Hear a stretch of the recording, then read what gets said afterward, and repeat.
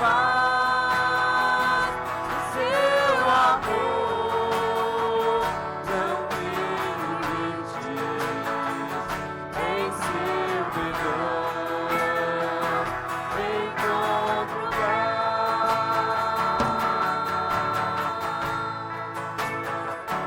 Falar com Deus é o que preciso, pois Ele é fonte de poder. Só nele a vida faz sentido, pois me dá forças pra viver.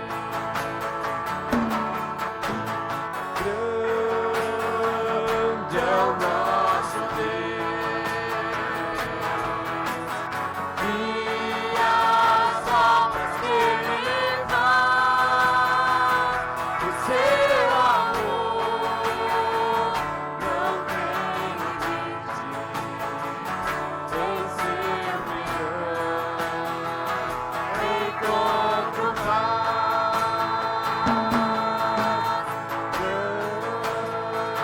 Grande é o nosso Deus, e as obras que Ele faz, o seu amor não tem limites, em seu perdão encontro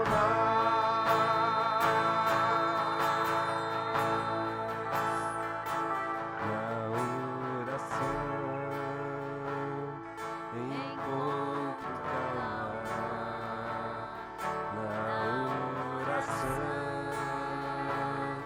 encontro paz. Orar a Deus faz bem à alma, falar com Deus me satisfaz.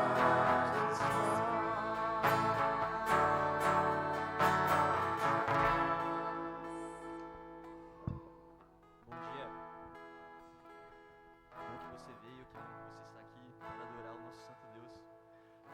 Estamos aqui não porque queremos estar aqui, mas porque Deus nos chamou. E graças a Ele, o nosso coração não se endureceu e atendeu esse chamado. É o Senhor que te chama para adorar e glorificar o seu santo nome. Vamos fazer a leitura do texto bíblico de Mateus, capítulo 11, versículos do 28 até o 30. Pedir para os irmãos ficarem em pé para acompanhar a leitura. Eu vou ler os versos pares e vocês leiam o ímpar. Vinde a mim, todos os que estáis cansados e oprimidos, e eu vos aliviarei.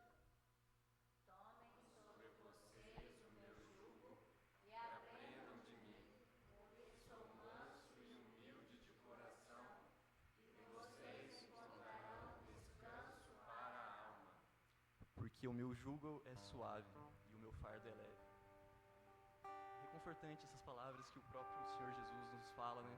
Vinde a mim todos que são cansados e oprimidos. Todos nós temos nossas lutas, nossas falhas, nossas fraquezas, mas com Ele nosso fardo fica leve, porque Ele carrega todo esse peso, toda essa culpa que está sobre nós e nos alivia. Nesse momento eu queria fazer uma oração de gratidão e adoração a Deus. Vamos orar? Senhor, te agradecemos porque Tu és grande. Te agradecemos porque Você é maravilhoso, porque Você cuida de nós. O Senhor nos ama, o Senhor nos cuida apesar de nós, apesar dos nossos erros, apesar das nossas falhas.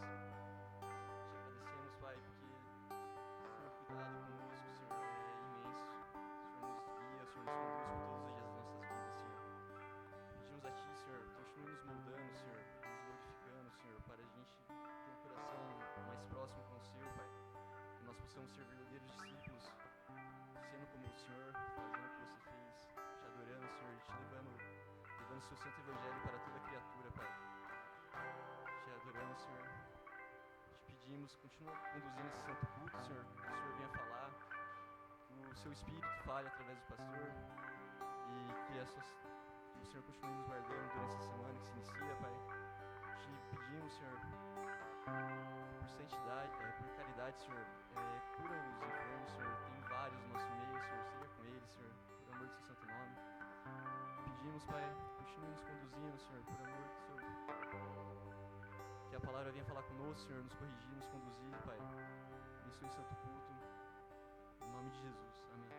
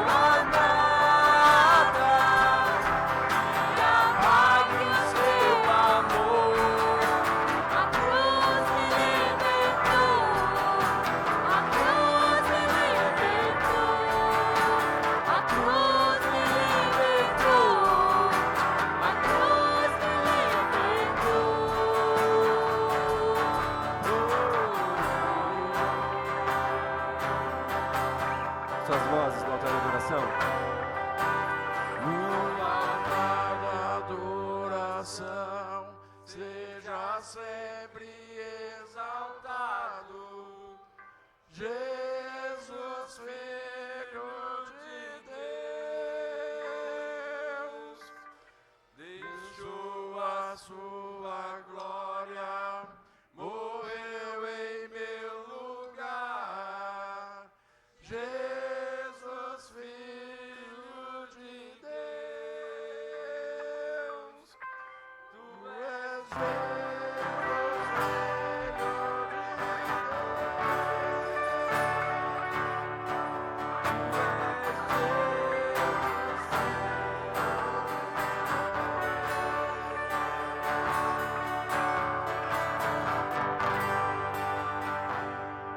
nossa irmã Conceição fazer uma oração de adoração ao Senhor.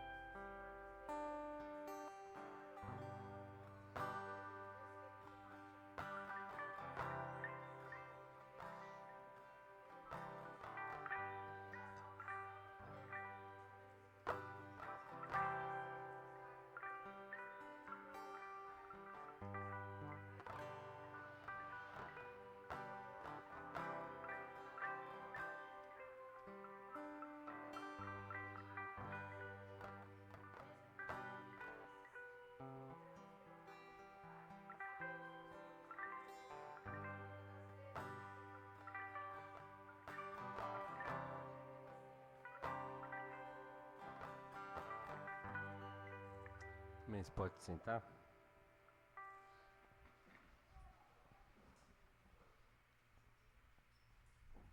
Texto de Provérbios 29, versículo 25, diz assim: o temor aos homens gera ciladas, mas quem confia no Senhor,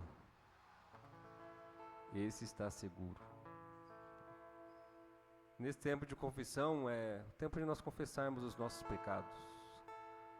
Quando nós falamos de confissão de pecados, não é só os pecados que nós cometemos externamente, mas os pecados internos. Quantas vezes nós deixamos de fazer o mal, não porque é o certo a fazer, mas porque simplesmente temos medo da punição, de sermos punidos, de sermos desaprovados. E não porque nós temos um coração que ama a Deus e quer glorificar a Deus. É possível fazer o certo com motivações erradas. É possível fazer o que é certo simplesmente porque nós tememos os homens. Tememos ser desaprovados pelos homens. Tememos ser envergonhados pelos homens. Mas isso não é a motivação correta de fazer as coisas. Quantas vezes nós fazemos aquilo que é certo, não para render glórias a Deus, mas simplesmente para atrair atenção para nós mesmos, para que as pessoas olhem para nós e falem: nossa, olha só como Ele é bom, como Ele é generoso, como Ele é espiritual. O texto de Provérbios está dizendo: o temor aos homens é uma cilada. Se você vive sua vida fazendo as coisas só para ter a aprovação dos homens, ou só porque você tem medo do que os homens são capazes de fazer, o texto de Provérbios está dizendo: isso é uma cilada para você. Pare de viver a vida buscando fazer tudo, em tudo que você faz, buscando a aprovação das pessoas. Mas o texto fala: mas quem confia no Senhor, esse está seguro. Quem faz todas as coisas diante de Deus e para a glória de Deus, esse sim está seguro. Esse continua fazendo o que é justo, certo, amável, quando ninguém está vendo, porque confia no Senhor, esse sim está seguro. Eu quero convidar você a um tempo de oração silenciosa, a confessar seus pecados diante de Deus. Não apenas os pecados aparentes, mas as motivações do nosso coração. Para que nós não sejamos aqueles que sejam movidos pelo temor a homens, mas que sejamos aqueles que confiam no Senhor. Fale com Deus, derrame o seu coração diante dEle nessa manhã, clamando a misericórdia dEle sobre a sua vida, para que tenhamos de fato novas motivações, para que nossa motivação única seja a glória de Deus. Fale com Deus nesse momento.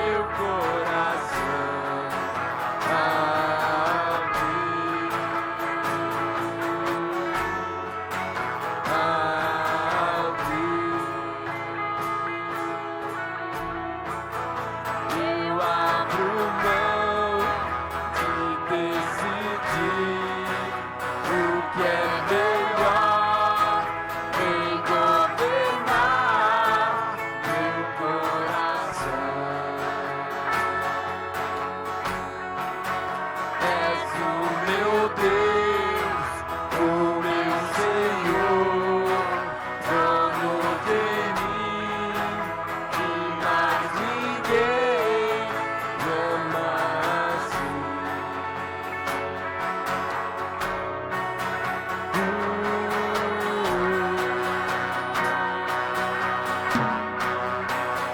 Tua voz aquece o meu coração, devolve a vida, a razão, e me faz cantar, me refaz de novo e mais uma vez, moldando o meu coração.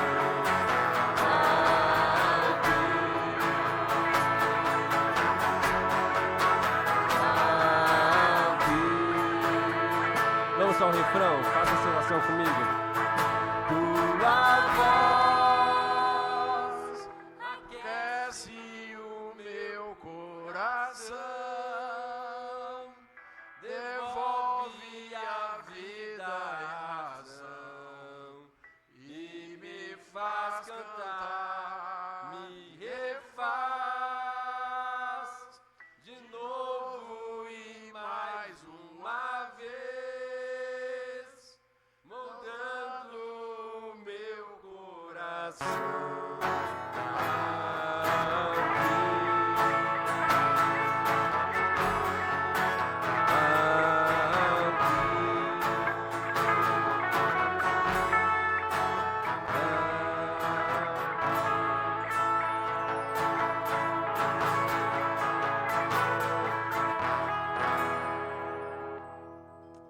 Pai querido, nós confessamos diante do Senhor os nossos pecados, Senhor.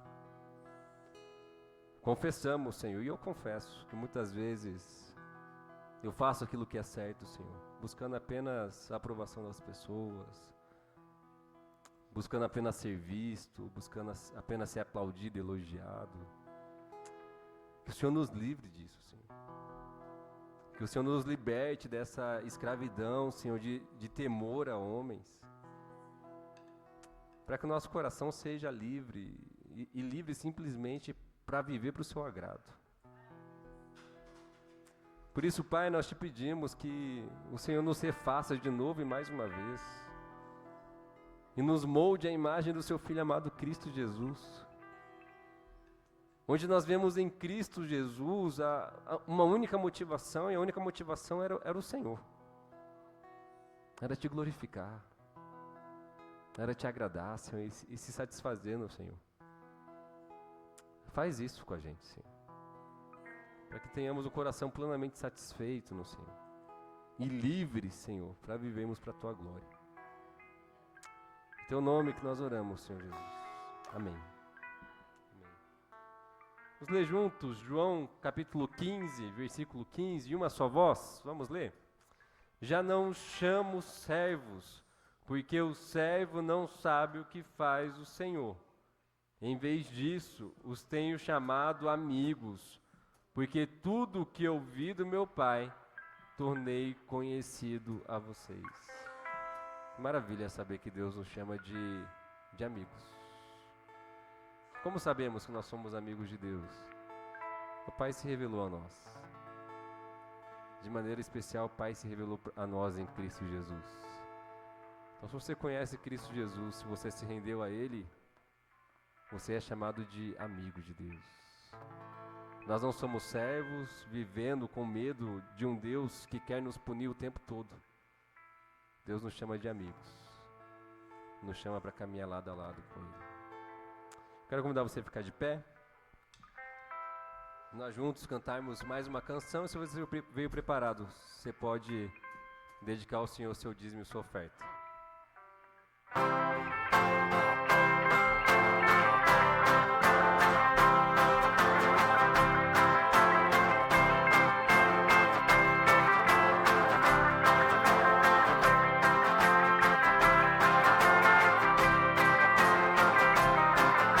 Achei um bom amigo, Jesus o Salvador. dos milhares escolhido para mim. Ele é a luz do mundo, o forte mediador, que me purifica e guarda até o fim. Consolador amado, meu protetor do mal, Ele pode dar alívio ao meu pesar. Ele é a luz do mundo, a estrela da manhã, os milhares escolhidos para mim.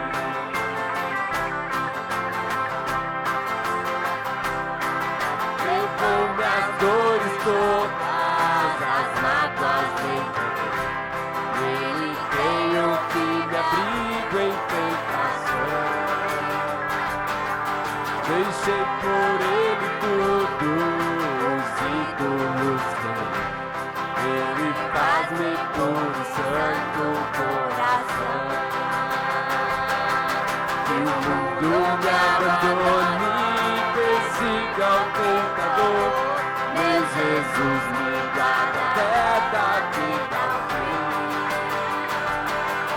Ele é a luz do mundo, a estrela da manhã, os milhares escolhidos para mim.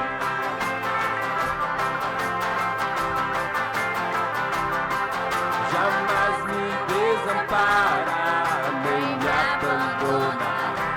Se fiel e obediente aqui viver,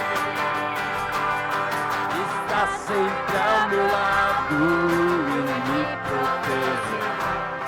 Até quando faça fácil possa ver. Então ao céu subindo, na glória eu me verei, com Jesus meu Salvador morando em ti. Ele é a luz do mundo, a estrela da manhã, os milhares escolhidos para mim. Ele é a luz do mundo, a estrela da manhã, os milhares escolhidos para mim. As vozes.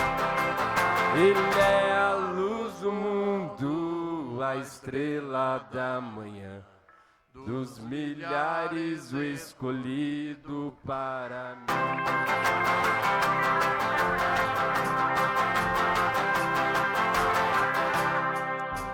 Para a irmã Palmira fazer uma oração de gratidão ao Senhor.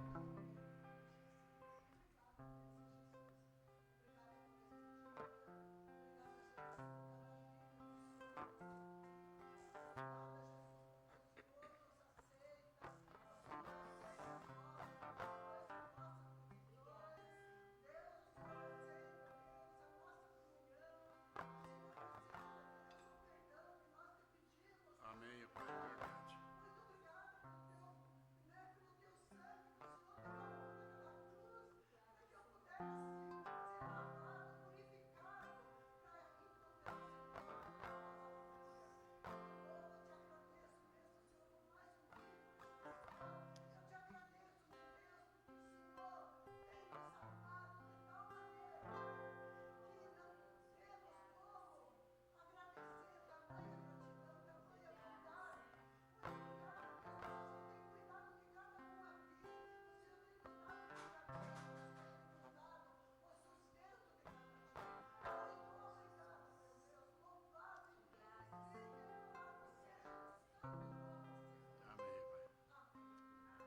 Você pode sentar?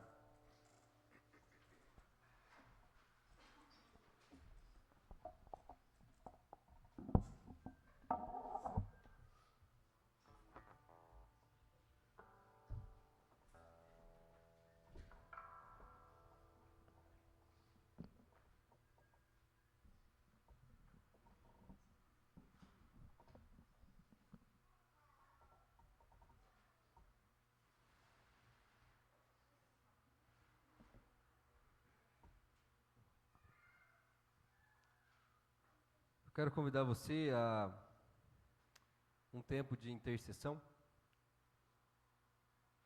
tempo para orar por alguns irmãos que estão passando desafios, lutas, e por isso estão impossibilitados de frequentar conosco. Eu quero convidar vocês a orar pela Joelma, né? Joelma que já está em casa, ela está fazendo um tratamento em casa e louvado seja Deus que ela está avançando bem. Nós vamos orar para que o Senhor continue sustentando toda a família.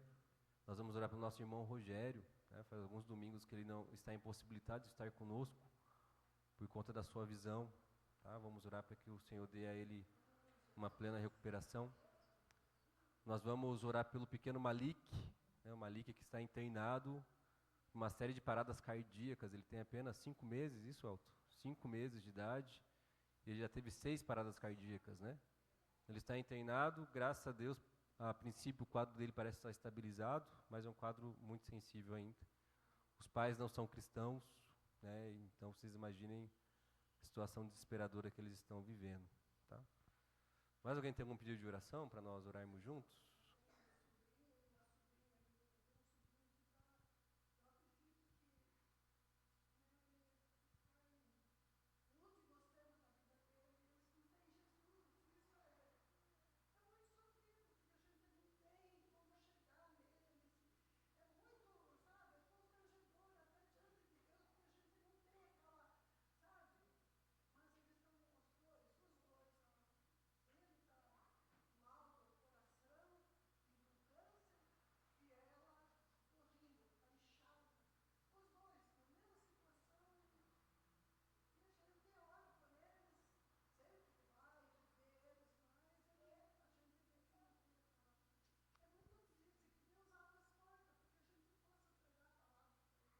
Amém. Vamos orar. Conceição, depois o presbítero Raimundo.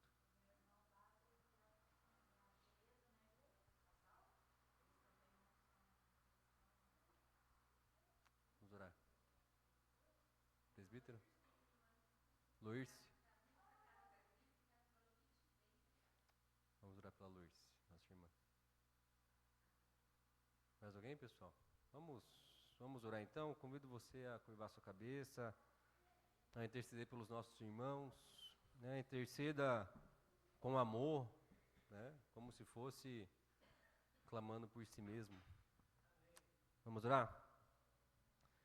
Pai querido, nós estamos aqui reunidos, Senhor, e somos gratos por estarmos aqui, mas não tem como nos reunirmos sem lembrarmos dos nossos irmãos que não podem estar aqui, Senhor. E como parte do nosso corpo, nós sofremos junto com eles, nós lamentamos e choramos junto com eles, por eles não estarem aqui, Senhor, por eles não estarem bem de saúde, por eles estarem passando por períodos difíceis, de águas turbulentas, Senhor, de angústia. Nós queremos lembrar deles na plena certeza de que eles são lembrados pelo Senhor, na plena certeza de que o Senhor está lá com eles, Senhor, por meio do Seu Espírito Santo, consolando, encorajando, animando, Senhor. E nós clamamos e nos unimos aqui em comunidade, igreja, Senhor, e nos aproximamos do Seu trono de graça, clamando misericórdia da parte do Senhor, clamando misericórdia da parte do Senhor pela vida da Joelma. Nós te rendemos graças, Senhor, por ela estar em casa, por ela estar avançando, porque o Senhor tem a fortalecido dia após dia, Senhor, para que ela possa fazer os tratamentos que ela precisa fazer. Como tem sido bom, Senhor, vê-la, Senhor, com forças para fazer a fisioterapia. E nós te pedimos, Senhor, abençoe todo esse processo, Senhor, para que a Joelma seja plenamente reabilitada, Senhor, para que ela volte a se movimentar plenamente, Senhor, para que ela volte a falar plenamente. Em nome de Jesus, nós rogamos ao Senhor que o Senhor continue fortalecendo ela, o Jonathan, o Heitor, Senhor, por meio do seu Espírito Santo, Senhor. Nós queremos vê-los aqui em breve, Senhor, junto conosco. Nós queremos celebrar com eles aquilo que o Senhor tem feito na vida deles, Senhor. Nós oramos, Senhor, pelo nosso irmão Rogério, Senhor, que tem passado por períodos difíceis com seus olhos. Ele tem sofrido bastante com isso. Senhor, tenha misericórdia do nosso irmão. Renova ele, Senhor. Cura seus olhos, Senhor. Traz renovação, Senhor, para a sua saúde física, para a sua saúde ocular, Senhor. Traga alívio, Senhor, às dores que eles têm enfrentado, tanto o Rogério como a Néia, Senhor. Alivia os fardos deles, Senhor, em nome de Jesus, Senhor. Ajuda-os. Seja o auxílio, Senhor, que eles precisam, Senhor. Nós oramos aqui, Senhor, pelo pequeno Malik, Senhor. Ele que já estava sendo desacreditado pelos médicos, Senhor, apenas com 5 meses de idade, Senhor. Mas nós te agradecemos, Senhor, porque o quadro dele está se estabilizando. E rogamos, Senhor, a boa mão do Senhor agindo sobre a vida dele, Senhor. Para a glória do Senhor, para que os pais, Senhor, possam se deparar com o seu amor, através da preservação da vida do pequeno Malik, Senhor. Tenha misericórdia desse casal, Senhor. Manifesta o seu amor e a sua presença nesse tempo onde certamente eles estão amedrontados, aflitos, Senhor, desesperançosos, Senhor. Que o Senhor seja a luz, Senhor, a brilhar nessa escuridão que eles estão sofrendo. Nós oramos pelos sobrinhos, Senhor, da dona Palmira, que não estão bem de saúde, Senhor. E como é terrível, Senhor, algumas coisas que nós temos que passar nesta vida, Senhor, as doenças, as chagas, as aflições, Senhor. Todas essas marcas, Senhor, dessa realidade que nós vivemos, manchada pelo mal, Senhor. Mas nós rogamos a sua luz irrompendo sobre eles, Senhor. Os renovando, Senhor. O Senhor se manifestando a eles com graça, com amor, falando para eles de uma realidade que vai além dessa aqui. Uma realidade onde todas essas manchas, essa escuridão não existem mais, Senhor. Fala com eles, Senhor, se revela a eles, se revela o seu amor para eles, em nome de Jesus. Nós oramos pelo Lázaro, Senhor, pela Tereza, Senhor, o irmão e a cunhada da nossa irmã Conceição, que também estão enfrentando períodos, Senhor, de angústia, de debilidade física. Senhor, levanta eles, fortalece, Senhor, renova-os, Senhor, em nome de Jesus. Revela para eles o seu amor, a sua presença, Senhor. E mesmo em meio às aflições, Senhor, às angústias, eles não estão sós. O Senhor é o bom pastor que está conosco, nos conduzindo, nos carregando, mesmo em meio às trevas, aos caminhos estreitos, Senhor. Mas tem misericórdia deles, atende, Senhor, o clamor da família. Nós oramos pela nossa irmã Loíce, Senhor. Ó, Senhor, como ela faz falta aqui. Nós pedimos, Senhor, venha, visite ela essa manhã. Senhor, limpando os seus pulmões, restabelecendo a sua imunidade física, fortalecendo a nossa irmã, Senhor. Restaurando-a, Senhor, para que ela possa se levantar bem, Senhor. Ajuda-nos, Senhor, nós precisamos do Senhor. O Senhor conhece as nossas necessidades. O Senhor conhece tudo aquilo, o Senhor conhece os nossos corações. O Senhor sabe as necessidades de cada um que estão aqui, Senhor. Eu te peço, fortalece e edifica a sua igreja, Senhor. Em nome de Jesus. Amém. Bom, quero convidar você à leitura do breve catecismo para nossa instrução. Pergunta de número 75. Que proíbe o 8º mandamento? Vamos ler juntos? O 8º mandamento proíbe tudo o que impede ou pode impedir injustamente o adiantamento da riqueza ou do bem-estar, tanto nosso como do nosso próximo. Tá? Então, o 8º mandamento, não furtarás, nós sempre vamos lutar pelo bem-estar e pela prosperidade do outro. Tá? O furto é impedir isso. O furto é roubar e furtar não só um bem material, mas o bem-estar do nosso próximo. Né? Para quem já sofreu aí um furto, sabe que transtorno que é. Né? Como que o furto tira a gente do nosso bem-estar. Né? Como traz angústia, mas o cristão não. O cristão é aquele que faz de tudo para não impedir o bem-estar do outro. Pelo contrário, ele promove o bem-estar e a prosperidade do outro. Tá? Vamos orar com as crianças, quero chamar as crianças aqui na frente. A professora dessa manhã, chamar a Lulu, chamar a Ana. Venham, nós vamos orar pela vida de vocês.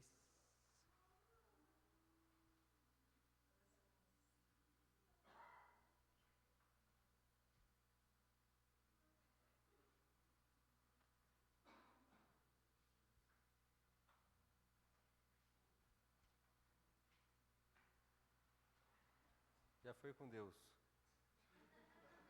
Está ansiosa pela palavra. Aleluia, Senhor. Mantém, Senhor. Amém. Vamos orar então, gente, por elas e por nós também. Pai querido, nós te bendizemos, te louvamos pela vida de cada criança da nossa igreja, Senhor. Te louvamos pelo Bernardo que está aqui, Senhor, descansando nos braços do seu pai. Te louvamos pela Ana, Senhor. Te louvamos pela Lolô. Te louvamos pelas nossas crianças que não estão aqui. Pai querido, como é bom, Senhor, ver o seu povo, Senhor, sendo marcado pela presença das crianças, Senhor. Nós te pedimos, Senhor, para que nesse tempo eles sejam edificados pelo Senhor, pela sua voz que comunica o coração deles. Pedimos para que o Senhor fale conosco também, em nome de Jesus. Amém. Então, gente, viva leve, vivendo com Jesus, sem carregar o peso do mundo nas costas. É a série que nós estamos trabalhando ao longo desse mês de julho. E o convite de Jesus, como nós já lemos aqui na nossa liturgia, é para tomarmos sobre nós o jugo dele. E o jugo é a maneira de viver a vida de Jesus. Então, quando Jesus fala sobre jugo, é tomar sobre vocês o meu modo de viver. Né? E aprendermos dele. Esse é o convite de Jesus. Tomem sobre vocês as minhas orientações sobre como viver a vida e aprendam de mim. E por que ele fala isso? Porque eu sou manso e humilde de coração. Jesus vai dizer que a maneira dele de viver a vida é leve e o seu fardo é suave. Então, sendo assim, apesar da vida muitas vezes não ser fácil, a jornada ela pode ser leve, se nós andarmos com Jesus e aprendermos com ele a como vivermos a vida que é dele. E nós precisamos aprender a viver. O que Jesus veio fazer na terra foi nos ensinar a viver a vida. Como já dizia o cantor, é preciso saber viver, e é verdade, é necessário. O que Jesus veio nos mostrar é que eu e você não sabemos o que é vida, e nós não sabemos como é viver. E ele veio para dizer, não, eu vim para trazer para vocês vida e vida abundante. Eu vim ensinar para vocês uma forma de viver que é leve, mas vocês não vão aprender a viver se vocês não aprenderem de mim, se vocês não aprenderem a minha maneira de viver a vida ao lado do Pai. Então é possível vivermos uma vida leve ao lado de Cristo Jesus. É possível, sim. Certa vez eu estava conversando com o Senhor, não me lembro o nome dele, e ele me disse uma frase que me marcou muito. Ele falou, eu não sei muito sobre a vida, mas eu sei viver. E aquela frase do Senhor me marcou muito. Né? Porque muitos de nós sabemos sobre a vida, temos informações sobre a vida, mas poucos de nós sabemos vivê-la de fato. Né? Que possamos aprender com Jesus a como viver a vida. E hoje eu quero conversar com você sobre a leve, porque aprendo a dizer não. Caminhada com Jesus pode ser leve porque eu aprendo a dizer não. Você já parou para pensar por que é tão difícil para nós dizermos não para as pessoas? Você conhece alguém que não sabe dizer não?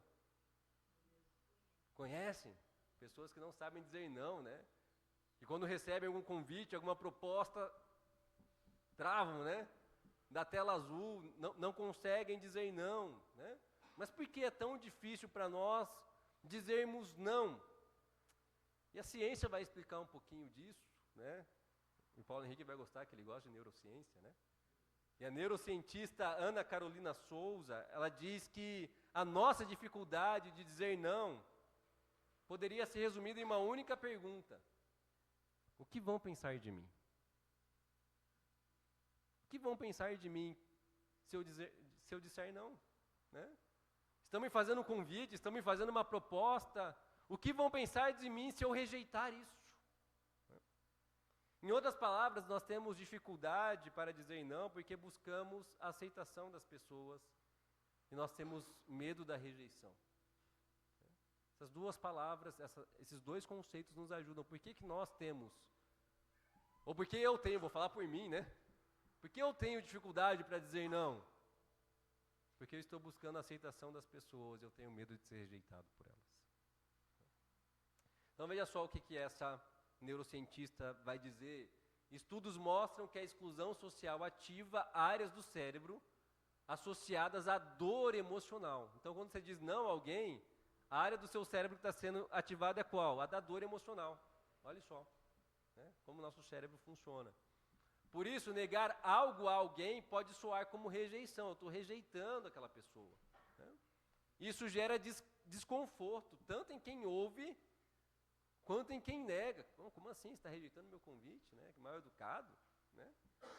Recusar um pedido pode parecer hostil ou egoísta. Por isso, muitas vezes, dizemos sim para coisas que gostaríamos de dizer não, apenas para evitar o conflito. Apenas para a pessoa não se sentir rejeitada e para eu ser aceito pelas pessoas. E qual que é o problema de você dizer não? Quando você diz não, tem uma grande chance de você não receber a proposta de novo. Né? E nós temos medo disso. Mas qual que é o preço de nós nunca dizermos não? Qual que é o preço de eu e você não colocarmos limites sobre a nossa vida?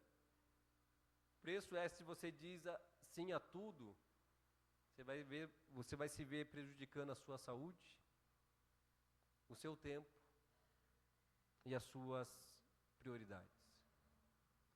E a longo prazo, se você não colocar limites sobre a sua vida, se você não aprender a dizer não, você vai começar a se sentir sobrecarregado, cansado e frustrado. Esse é o preço de nós não colocarmos limites, de nós não dizermos não. É o que? A sobrecarga, o cansaço, a frustração. E nós vamos, como vocês se lembram do personagem da semana passada, ser igual Atlas. Condenados a carregar o peso do mundo nas nossas costas. Se nós não aprendermos a colocar limites sobre a nossa vida. Se nós não aprendermos a dizer não. Para a nossa conversa de hoje, eu quero convidar você à leitura de Marcos, capítulo 1, versículos de 35 a 39. Marcos 1, 35 a 39. O texto vai ser projetado, mas fique à vontade para ouvir ou simplesmente para acompanhar na sua Bíblia.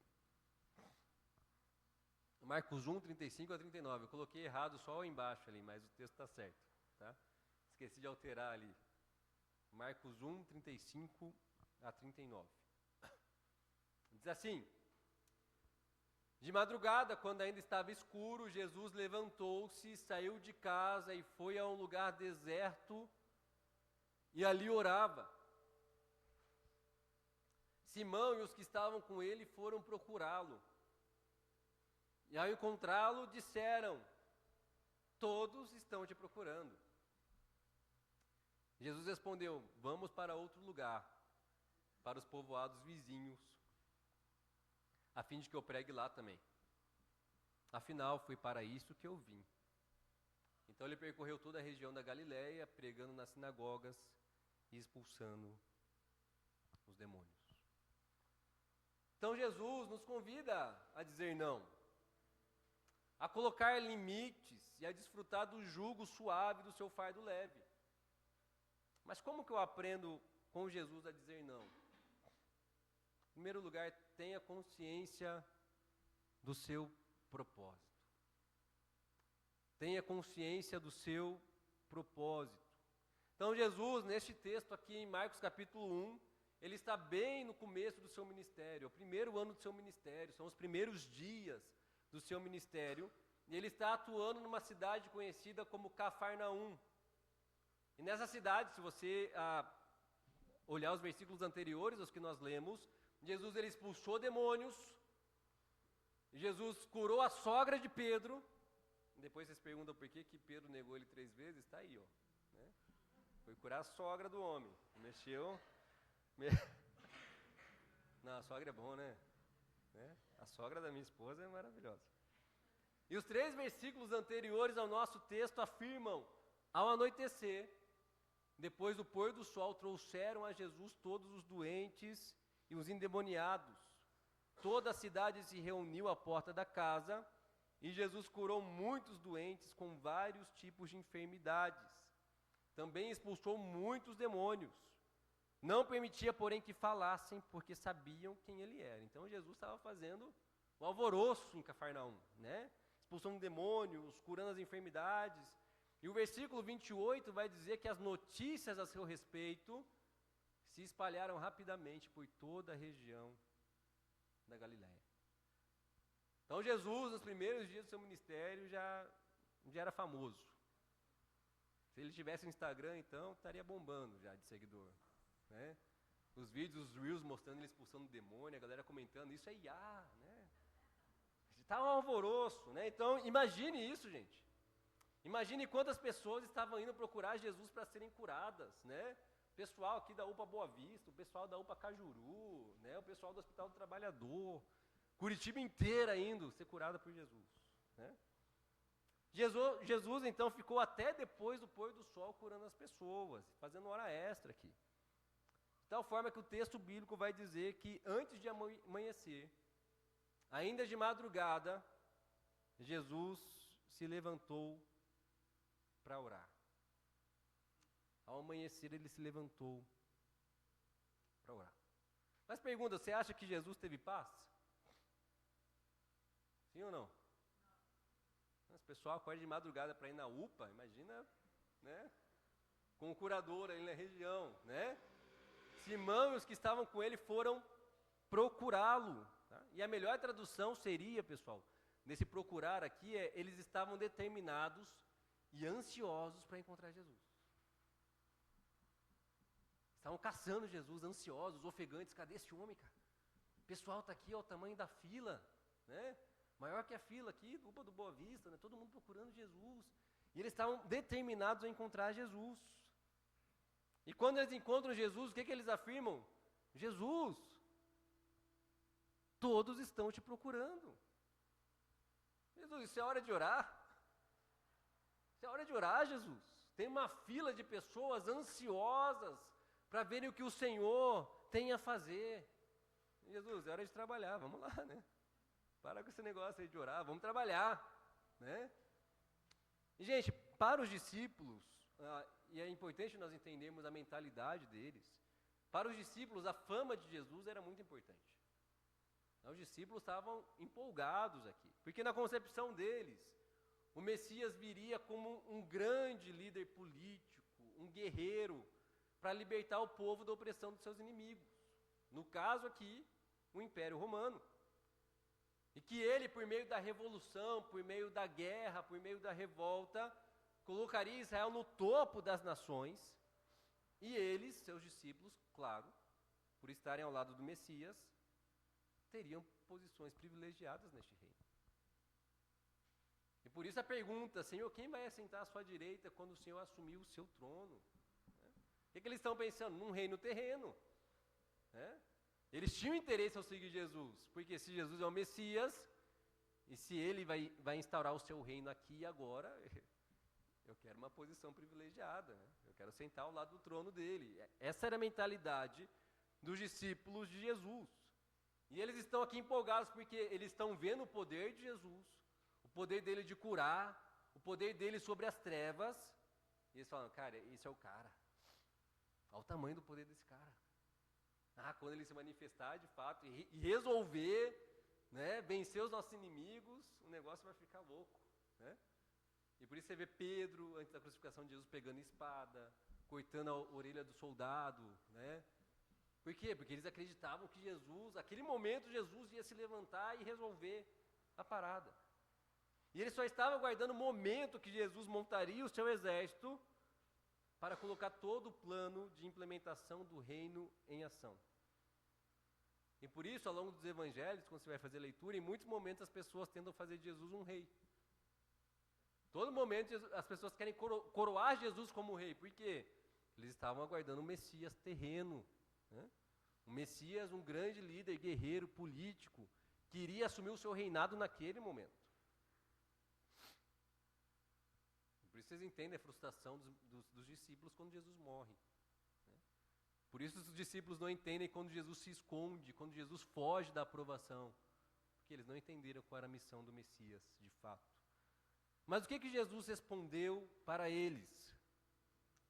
Vamos para outro lugar, para os povoados vizinhos, a fim de que eu pregue lá também. Afinal, foi para isso que eu vim. Gente, eu quero verificar algumas coisas aqui rapidamente, antes de aplicar tudo isso para os nossos dias. Então, gente, perceba que o texto disse para nós que havia uma grande quantidade de pessoas enfermas e aflitas, na grande expectativa de serem curadas por Jesus. Todos da região estavam procurando Jesus. Agora imagine o balde de água fria de Jesus dizendo: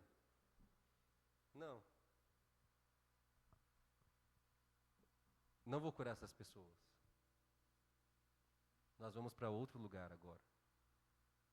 Imagine o balde de água fria.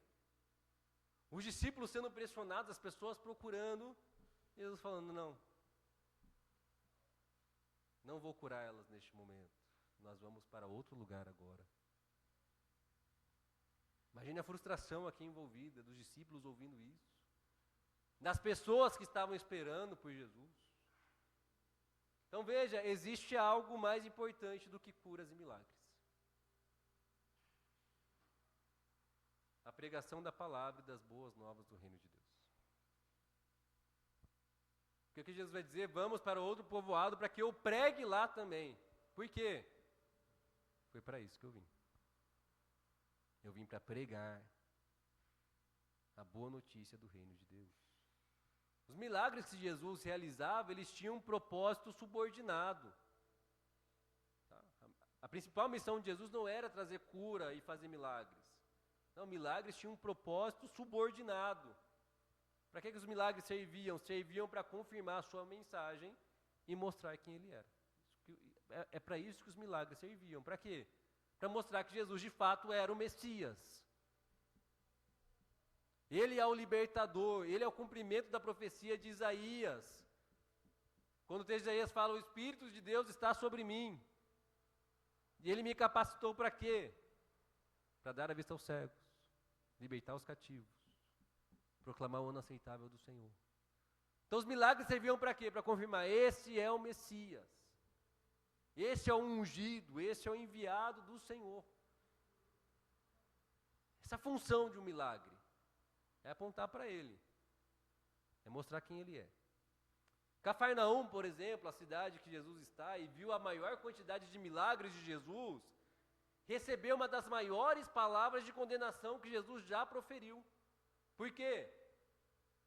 Viram os milagres de Jesus e não foram capazes de crer naquele para quem os milagres apontavam.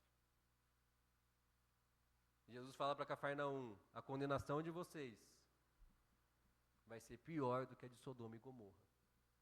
Porque se esses sinais fossem vistos por eles lá, eles teriam se arrependido. Vocês não se arrependeram.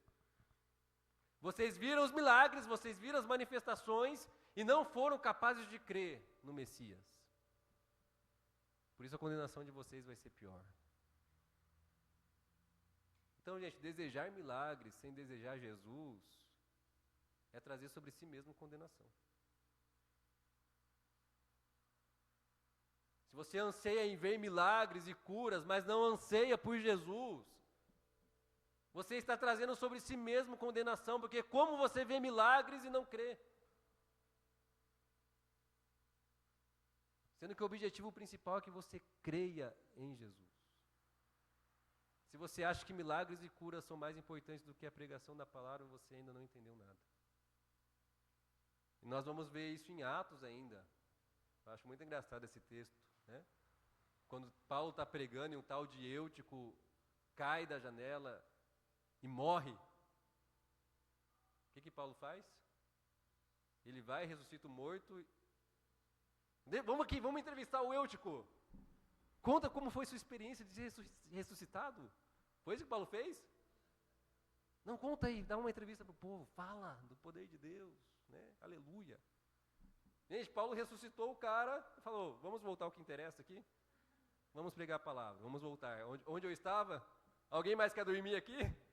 O próximo eu não garanto que eu vou ressuscitar. Né? O que é o mais importante?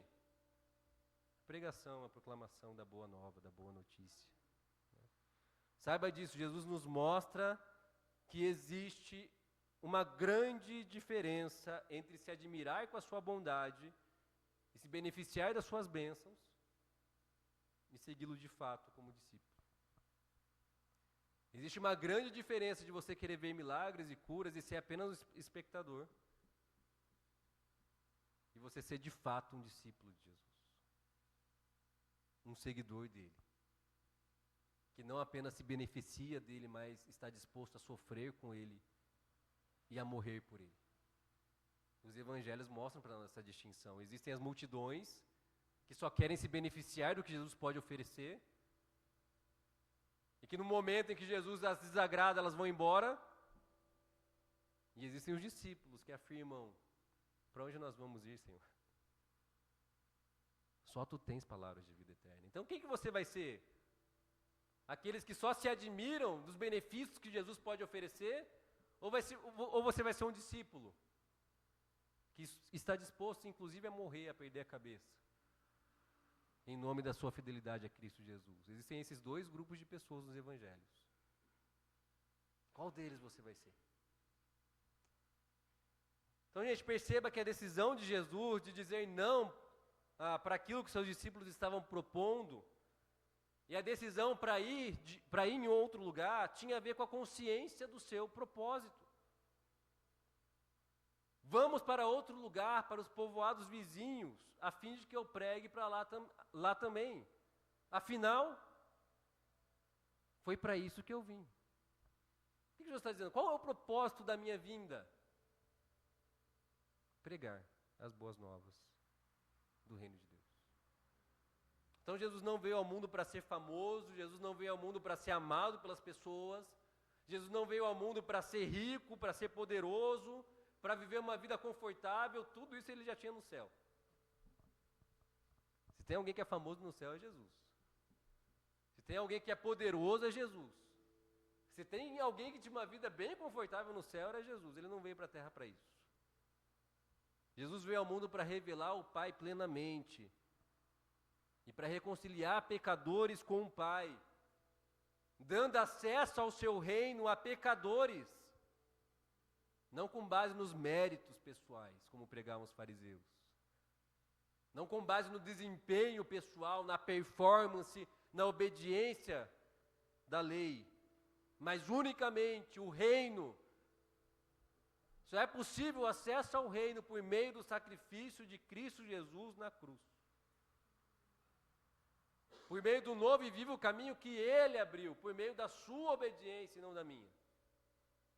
Tudo que Jesus fazia, todos os seus sims e todos os seus nãos, giravam em torno deste propósito. Qual o propósito? Revelar o Pai e reconciliar pecadores com o Pai. Foi para isso que Ele veio. Esse era o propósito dele. Foi isso que Ele veio fazer, em primeiro lugar. Isso nos leva a uma pergunta de milhões. Por que você está aqui? Por que você está no mundo? Qual é o seu propósito? Não é isso que muitas pessoas perguntam para si mesmas: qual que é o meu propósito? O que eu estou fazendo aqui no mundo? Tem pessoas que vivem batendo a cabeça em busca do seu propósito, do seu lugar. As Escrituras deixam claro para nós qual que é o nosso propósito, por que Deus nos criou. E a primeira pergunta do breve catecismo é: qual é o fim? Qual é o propósito principal do homem? Glorificar a Deus. Gozá-lo para sempre, ter prazer nele. Se você está em busca do seu propósito, esse é o propósito de Deus para você. Glorificar a Deus. Ter prazer e satisfação nele. Esse é o seu propósito, que as Escrituras apontam para você que esse é o teu propósito. É viver para a glória dele e se satisfazer nele. Só que C.S. Lewis, ele vai dizer a mesma coisa em outras palavras. Ele vai dizer que nosso propósito é ser como Jesus e tornar Jesus conhecido. Esse é o nosso propósito, como cristãos. Ser como Jesus, e ser como Jesus glorifica a Deus. E tornar Jesus conhecido ao mundo. Se você tinha dúvida de qual era o seu propósito, está aqui.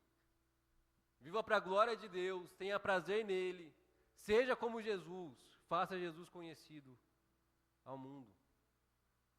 Então, se esse é o nosso propósito, de acordo com o que as Escrituras comunicam para nós, as nossas prioridades inevitavelmente precisam mudar.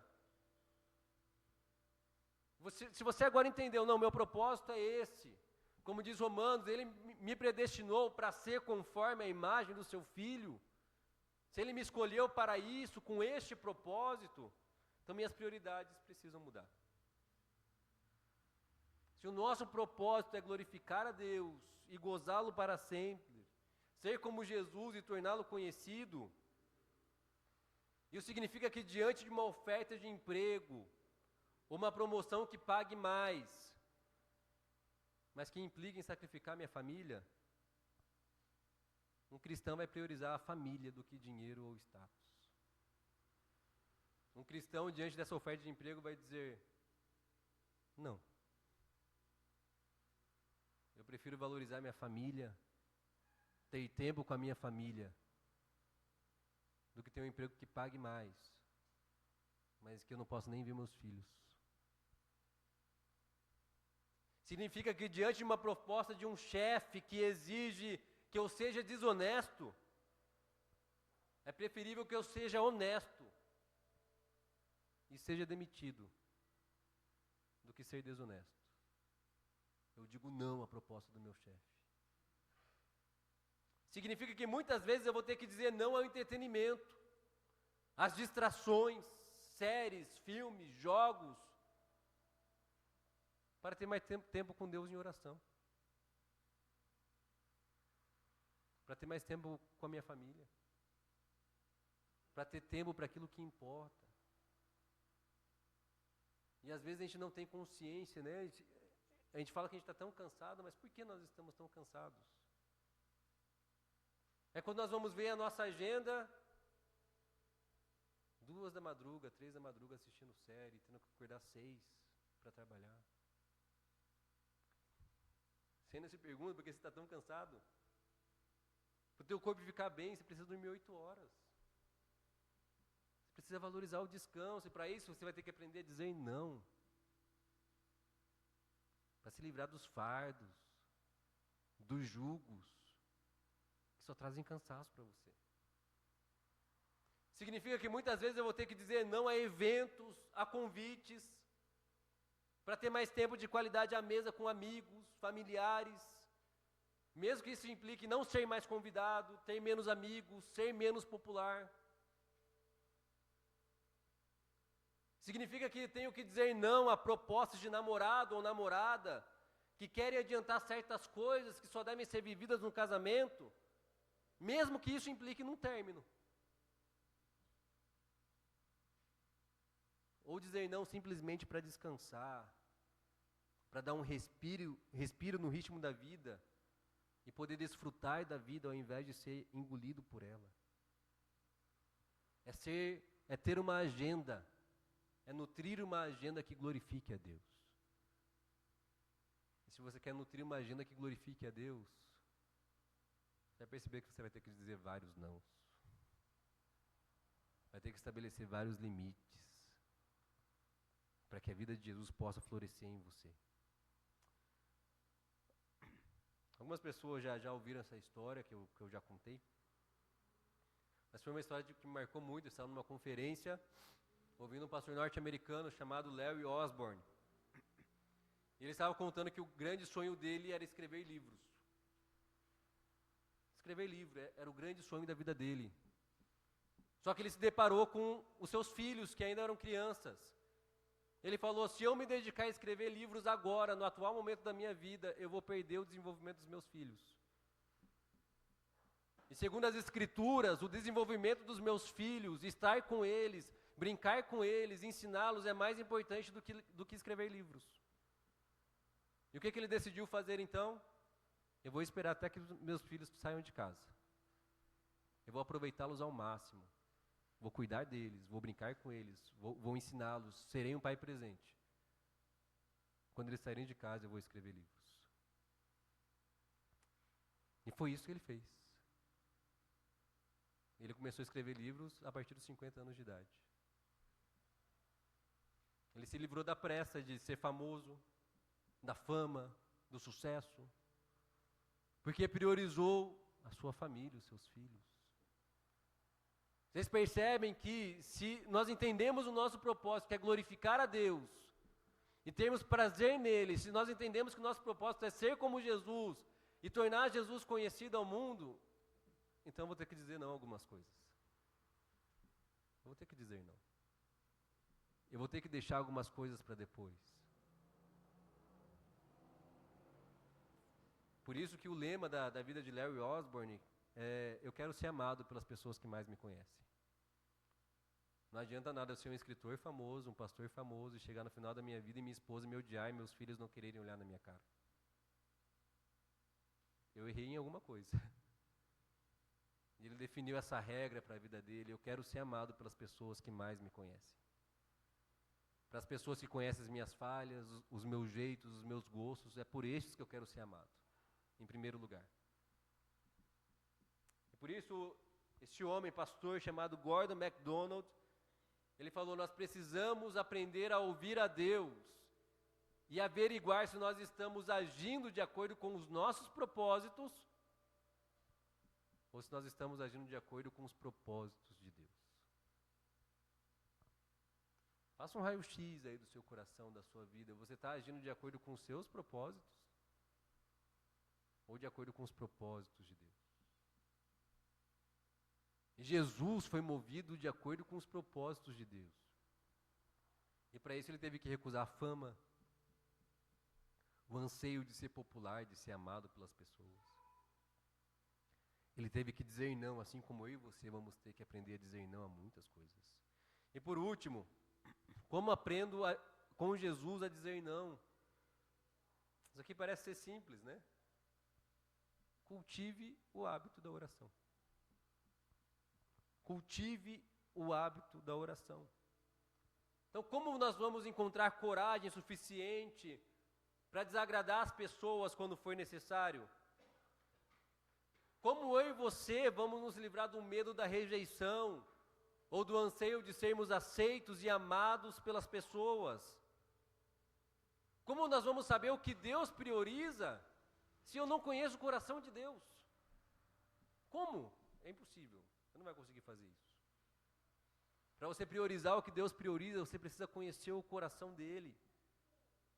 E a oração era o lugar onde Jesus cultivava, como o perfeito homem que ele era, o relacionamento com o Pai.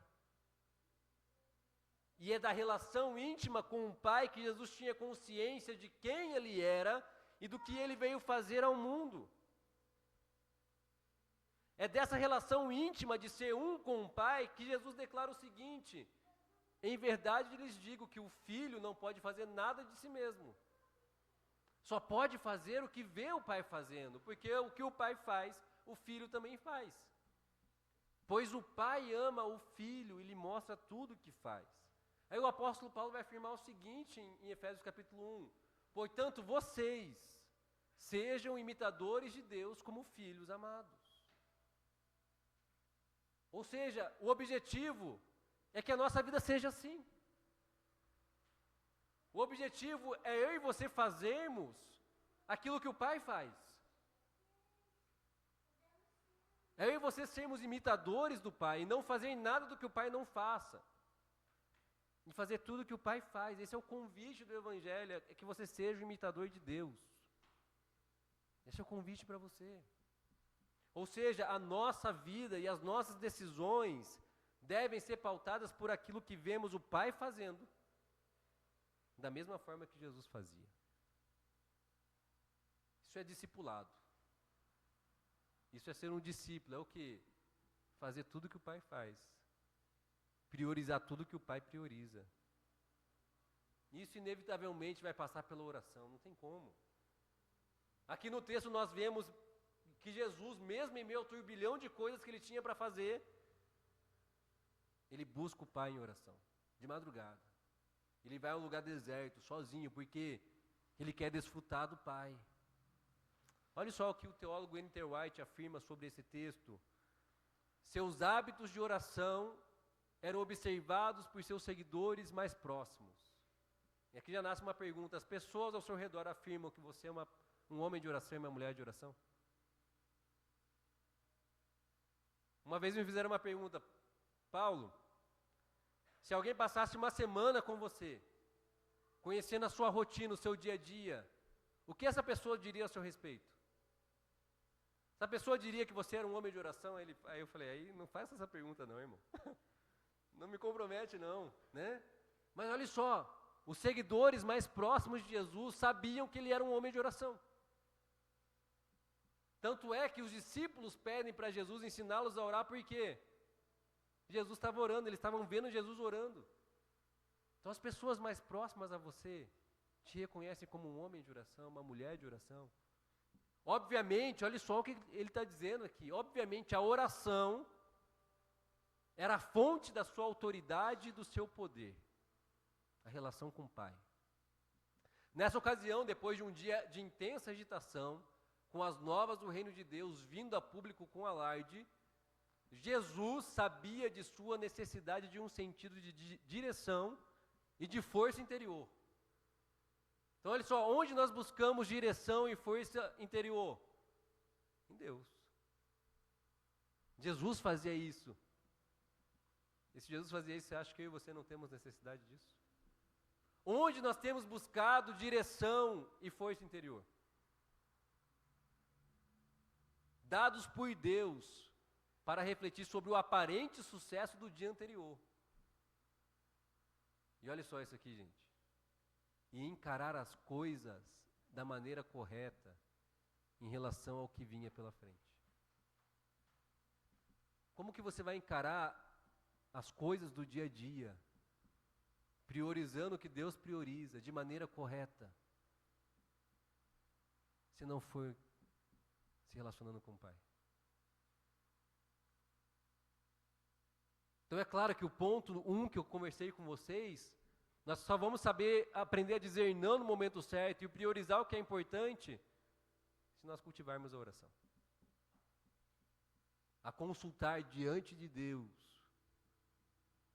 como decidir as coisas de maneira correta diante das situações que vêm à nossa frente.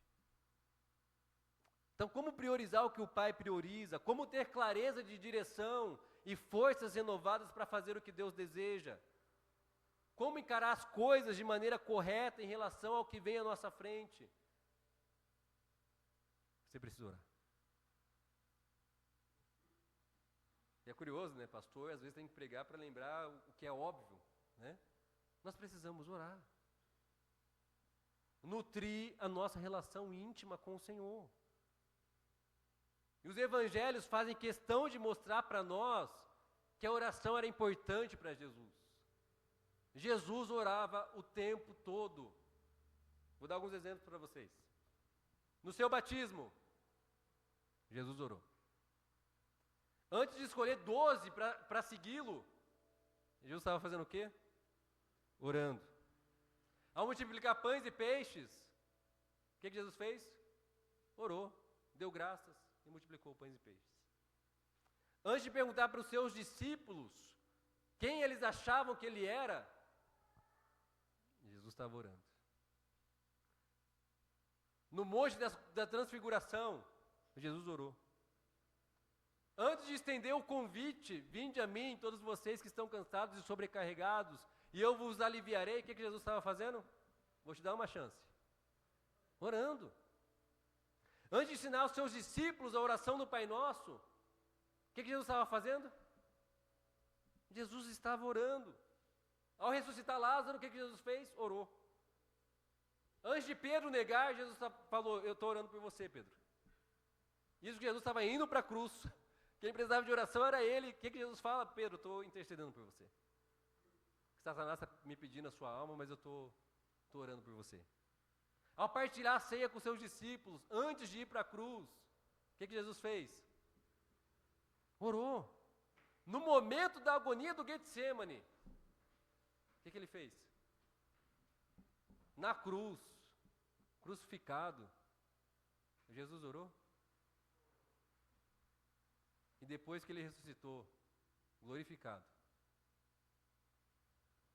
ele orou. Você acha que a oração era importante para Jesus? Isso que eu pensei em ler alguns momentos aqui. Inclusive os momentos que a Escritura relatam. Mas Jesus orava o tempo todo. E olha só o que este homem chamado J.C. Ryle, ele afirma para nós. Se aquele que era santo, inculpável, sem mácula, separado dos pecadores e feito mais alto do que os céus, orava dessa maneira, sem cessar, quanto mais nós, cercados de fraqueza por todos os lados, quanto mais nós deveríamos nos dedicar à oração. Se ele sentiu necessidade de oferecer súplicas com forte clamor e lágrimas, quanto mais isso se faz necessário para nós, que a cada dia ofendemos a Deus em muitas coisas. Se Jesus orava, quanto mais nós deveríamos cultivar a oração.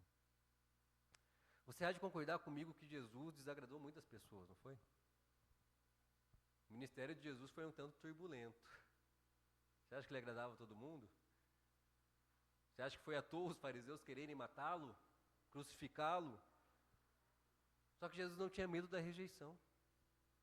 Jesus não tinha medo da opinião pública, e nós temos medo do que as pessoas vão pensar de nós, do que elas vão dizer ao nosso respeito. Mas sabe de onde vinha isso, essa coragem? Essa coragem de não ter medo de ser rejeitado? Da relação dele com o Pai. O que movia Jesus ao longo do seu ministério foi a voz que veio do alto, antes mesmo dele iniciar o seu ministério. O que a voz vinha do alto dizia? Este é meu filho amado, em quem tenho prazer. Gente, então Jesus podia dizer não livremente, sem medo de ser rejeitado, sem o anseio de ser aceito, sem o medo de desagradar as pessoas quando isso era necessário, porque ele tinha consciência do amor do Pai por ele. Por que ele não temia não ser aceito pelas pessoas? Porque ele já era aceito pelo seu Pai. E ele já era muito bem amado, muito bem aceito. Jesus não tinha necessidade de ser aceito pelas pessoas e nem medo da rejeição, porque ele já era plenamente amado por Deus. E sabe qual é a boa notícia para nós? Por meio de Jesus, por meio da fidelidade que ele teve ao propósito do que ele veio fazer ao mundo, eu e você temos a plena convicção de que nós também somos amados por Deus. E Deus nos ama na mesma intensidade que ele ama o seu Filho amado Cristo Jesus. Eu não digo isso por mim mesmo, Jesus disse isso na sua oração sacerdotal. O Senhor tem os amado com o mesmo amor que o Senhor me ama. Com o mesmo amor, não um amor diferente. O mesmo amor que o Pai nutre pelo Filho, Ele nutre por nós que estamos nele. Isso é libertador. É isso que nos liberta do anseio de sermos aceitos pelas pessoas. É isso que nos livra do medo da rejeição. A plena convicção de que nós somos aceitos por Deus por meio de Cristo Jesus. Então todos os sims e todos os nãos, eu posso dizer sem constrangimento, sem medo da rejeição, sem necessidade de ser aceito, sem necessidade do que vão pensar sobre mim, porque eu já sou plenamente aceito por Deus e isso basta. E por isso quando os líderes religiosos vieram por os apóstolos e falaram, parem de pregar eles. Não vamos. A gente vai prender vocês. Pode prender. Vamos matar vocês. Podem matar. Importa agradar a Deus do que aos homens. O que esses homens entenderam? Nós somos aceitos por Deus. Pelo Criador do Universo. Isso basta. Por isso cultive o hábito da oração. É só na oração de que nós somos lembrados dessa união vital que nós temos com Deus. É na relação íntima com o Pai que nós vamos lembrar do nosso propósito, o que eu estou fazendo aqui. É da relação íntima com o Pai, pelo simples fato de eu colocar meu joelho no chão Eu me lembro, eu tenho livre acesso a Deus Pai, e eu só posso orar porque eu sou aceito por Ele, por meio do que Cristo Jesus fez. Se você é cristão, a maior bênção que você já recebeu foi ter sido reconciliado com o Pai que está nos céus. Então, se é a maior bênção que nós recebemos, como nós vamos deixar de orar? Como eu e você vamos deixar de orar? Pastor, eu não sei orar, irmão, eu faço questão de pagar um café para você. E nós conversarmos sobre isso, longamente. Você tem uma igreja, líderes aqui, que podem ensinar você a orar. Eu quero que você saia daqui hoje, no mínimo, com o desejo de cultivar o hábito da oração. E aprender com as pessoas que estão aqui a orar.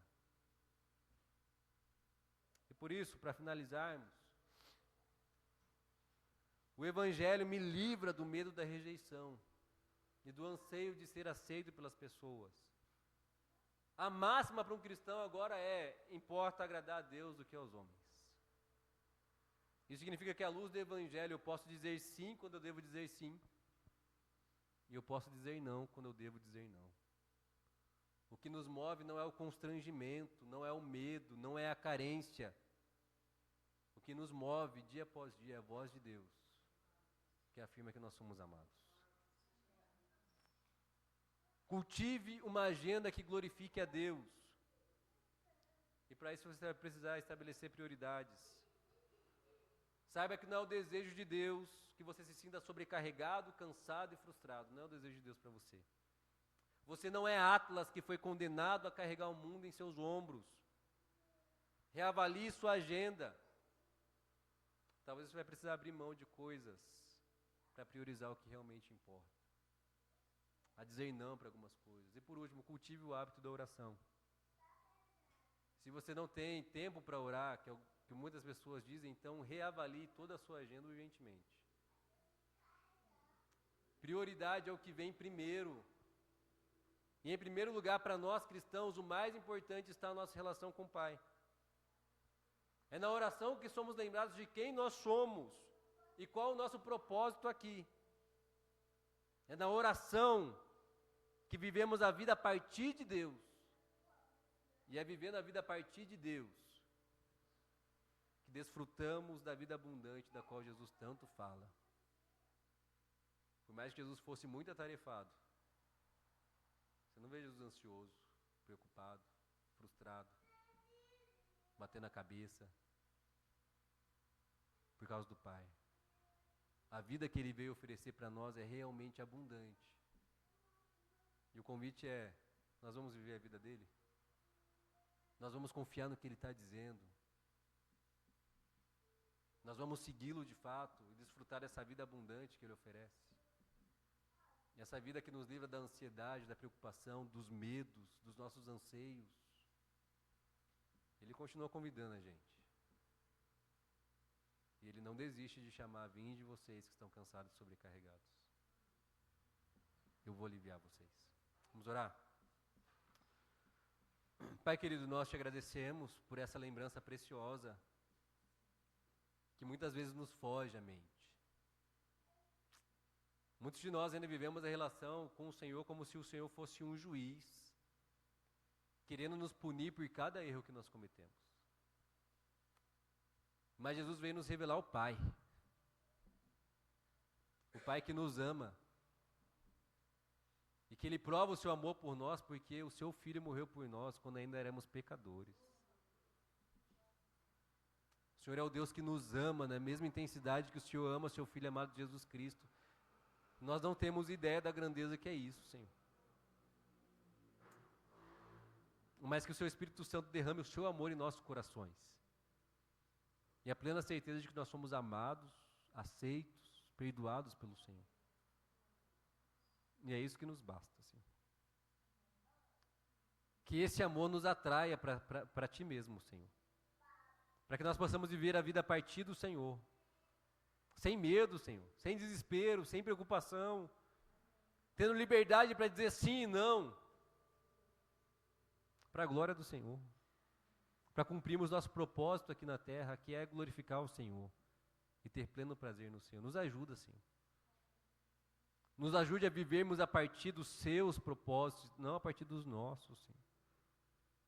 Nos ajude a viver isso diariamente, na nossa casa, no nosso trabalho, com os nossos amigos, na escola, na faculdade. Nos ajuda nisso, Senhor. Para que possamos viver o seu propósito, Senhor. Nos ajude, Senhor, a cultivar o hábito da oração. Senhor, a considerar isso vital. Tal ponto de reavaliarmos todos os nossos compromissos, Senhor. Para que possamos orar. Buscar o Senhor. Assim como nosso Senhor Jesus Cristo fazia, Senhor. E quanto mais nós precisamos disso, nos ajuda. Em nome de Jesus. Amém. Que a graça maravilhosa de Cristo Jesus, que o amor de Deus o Pai, que a comunhão, o consolo do Espírito Santo, esteja sobre cada um de nós, povo de Deus, hoje e por todo sempre. Amém. Amém. Gente, só repassando nossa agenda, nós estamos com recesso no pequeno grupo.